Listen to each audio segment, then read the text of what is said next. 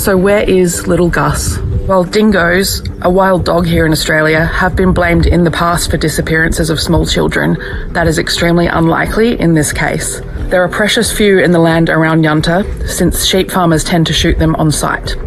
And slowly but surely, the details of Gus's family are being pulled into the spotlight.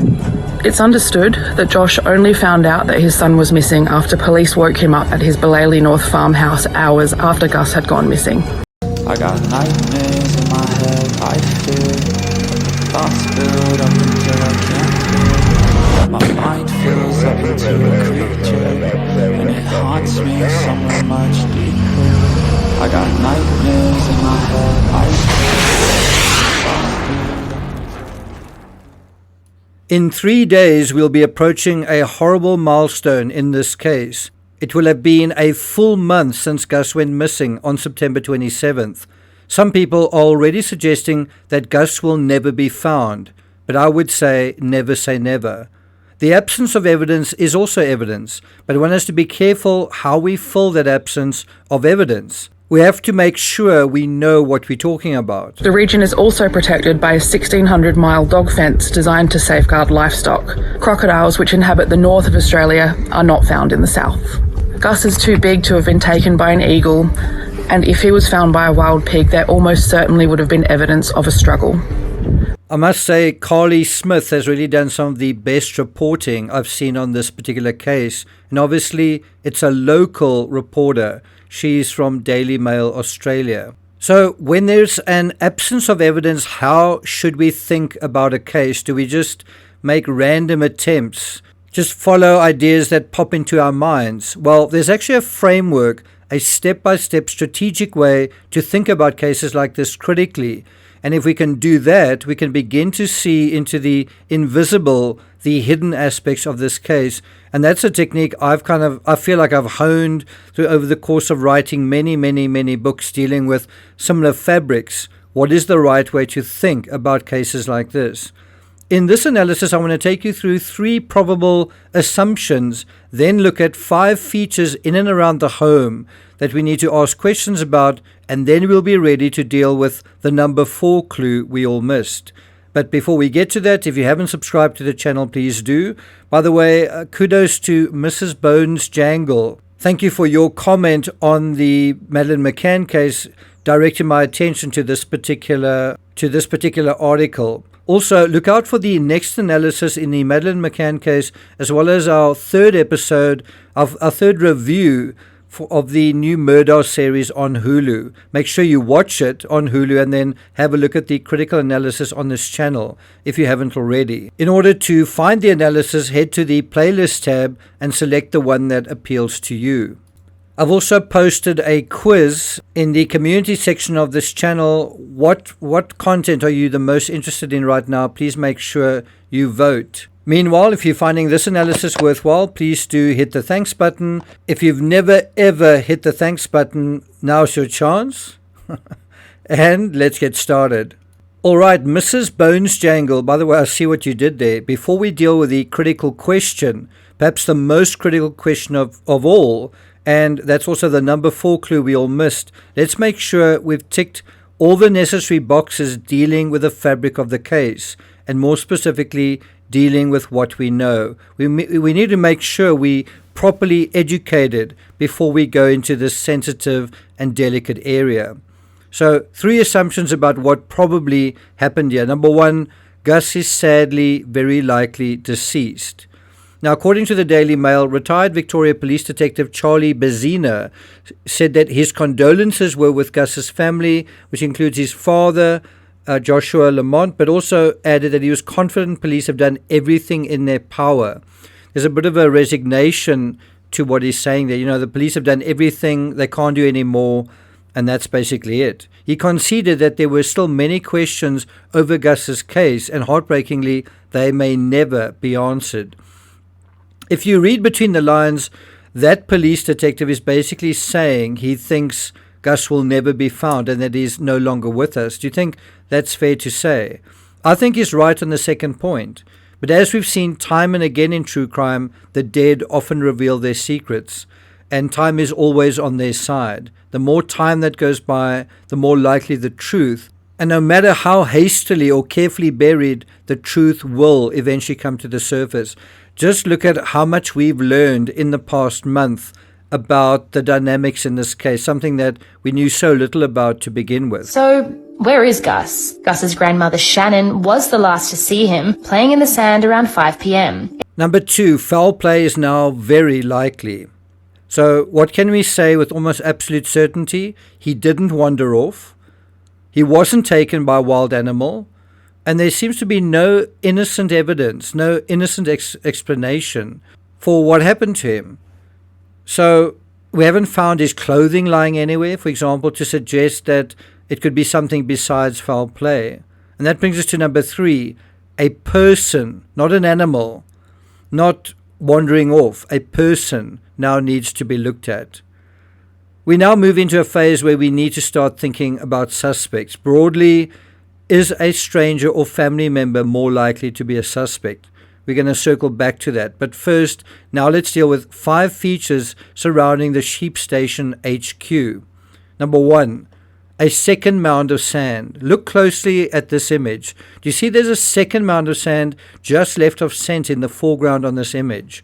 Was Gus actually playing on that mound of sand? It looks like a fresher mound of sand than the one we originally looked at to the right. How long has it been there?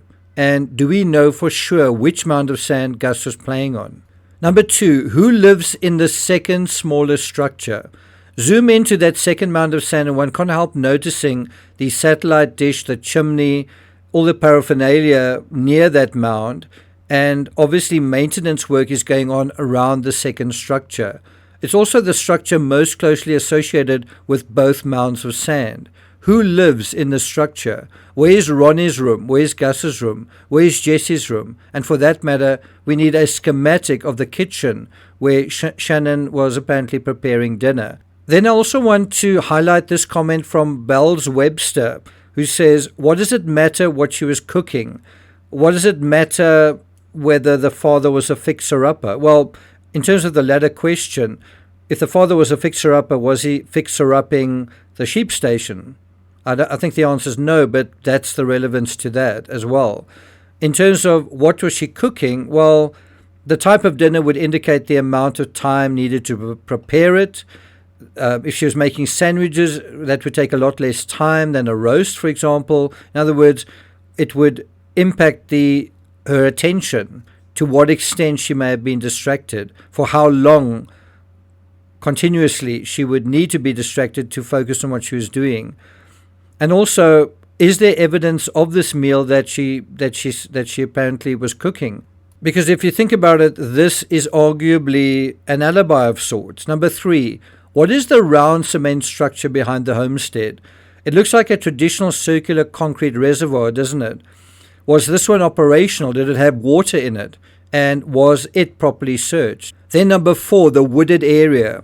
Look to the right. Is there any sign of human or even animal activity in the wooded area in the top right? Is there any sign of excavation? And then number 5, discolored brown blob of sand. In the foreground of the image, close to the center, is a very small blob of rich brown sand. Why is it there? What is it for, and who dug it? Who in effect has been responsible for digging these holes to begin with? Every morning, convoys of trucks negotiated the 43-kilometre drive, bringing visitors from the outskirts of the windswept local town, Yunta, which boasts 2 petrol stations, a pub, a post office and a police station. It has an official population of around 60. Now let's come back to the most critical area. Broadly, is a stranger or family member more likely to be a suspect? Well, if you think it's a stranger, you might want to go to Yunta and interview each one of those 60 people who live there. It's not really a lot. It's something that could be done. And what you could kind of try to establish is whether those people that you're interviewing have alibis or not for that particular period of time when Gus apparently went missing. Can they account for their movements? Is there anyone there with a criminal record? Is there anyone there that has previously visited the Oak Park sheep station? Once you've spoken to these strangers, gotten a bit more evidence, gotten a bit more educated on the people in the area, on the local situation, you can ask the question with a bit more insight, is a stranger or family member more likely to be a suspect? We dealt with the same question in the Madeleine McCann case and in the Ramsey case. Aboriginal tracker concluded that it could have been there for a week before the night Gus went missing. In the absence of any further footprints, the trail went dead. So who was the last person to see Gus? And that brings us to the number 4 clue everyone missed. According to the Daily Mail, Gus was playing in a mound of dirt at Oak Park Station under the care of his grandmother Shannon Murray, because his mother Jessica and grandparent Josie were attending to their herd of sheep 10 kilometers away. What I find particularly weird about this is that something we ought to have known on day 1 is only being clarified on day 25, more than 3 weeks later.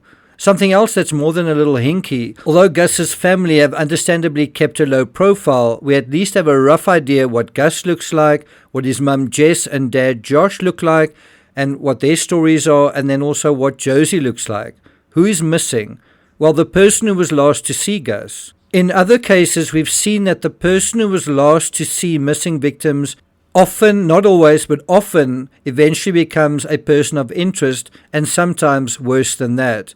Think of Letitia Stork, Scott Peterson, O.J. Simpson, Kate McCann, Chris Watts, Burke or Patsy Ramsey.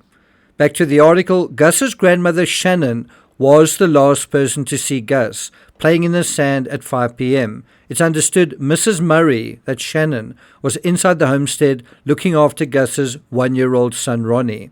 Looking after Ronnie and cooking. Was it both? And did she finish the meal and then look for Gus? Did she finish the meal and feed Ronnie? Or did she look for Gus in the middle of the meal, middle of making the meal? And where was Ronnie during all of this? If you look at this family tree, who is essentially the matriarch of the whole family? Who likely owns the station, holds all the power, and calls the shots? Well, isn't it Shannon? And if something happens to Shannon, everyone else loses their home, including Ronnie. The wandered off theory has effectively been debunked. If he was there, searchers would almost certainly have found him. The absence of evidence is also evidence, but one has to be careful how we fill that absence of evidence. Julia Wandel, and I'll be doing a video on her following this one, was confronted with missing memories. How do you account for a lack of information in real life? Well, you don't do what Julia did. You don't go online or to social media. If you're an investigator, you go and look at the evidence that's already there, that's been there all along. And where is this evidence leading us? Well, I'm not going to take it further than that. Look out for my episode on Julia, who is currently on trial, accused of harassing the McCanns. So look out for that. Thank you for listening, and I'll see you guys next time.